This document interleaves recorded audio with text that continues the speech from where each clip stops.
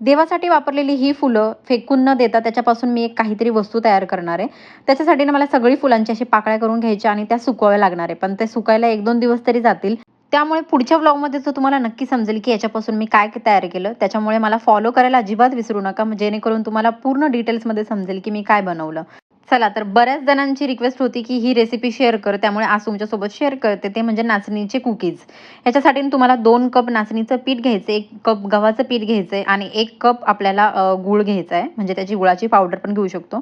आणि इथे मी butter use करते. तुम्हाला जर तूप यूज करायचं असेल, तर तूप पण टाकू शकता आणि व्हॅनिला एसेन्स 2-3 थेंब मी टाकलेत आणि कोको पावडर. काय-काय इन्ग्रीडियंट्स वापरले ना, ते सगळं मी कॅप्शनमध्ये तुम्हाला मेन्शन करणारच आहे. गूळ आणि दूध बटर सोबत चांगलं मिक्स करून घ्यायचंय, जोपर्यंत गूळ पूर्ण वितळत नाही. त्याच्यामध्ये बेकिंग सोडा अर्धा चम्मच, खाण्याचा सोडा चिमूटभर आणि थोडंसं चवीनुसार मीठ हे सगळं ॲड केलं होतं मी आणि थोडेसे तीळ पण नंतर मिक्स करून घेतले होते. त्यानंतर असे छोटे-छोटे कुकीज तयार केल्या. त्यानंतर ओव्हनमध्ये याला 160 डिग्रीला 12 ते 15 मिनिट ठेवायचंय आणि तुम्ही एअर फ्रायरमध्ये बनवत असेल, तर 160 डिग्रीला 15 मिनिटमध्ये चांगलं कुक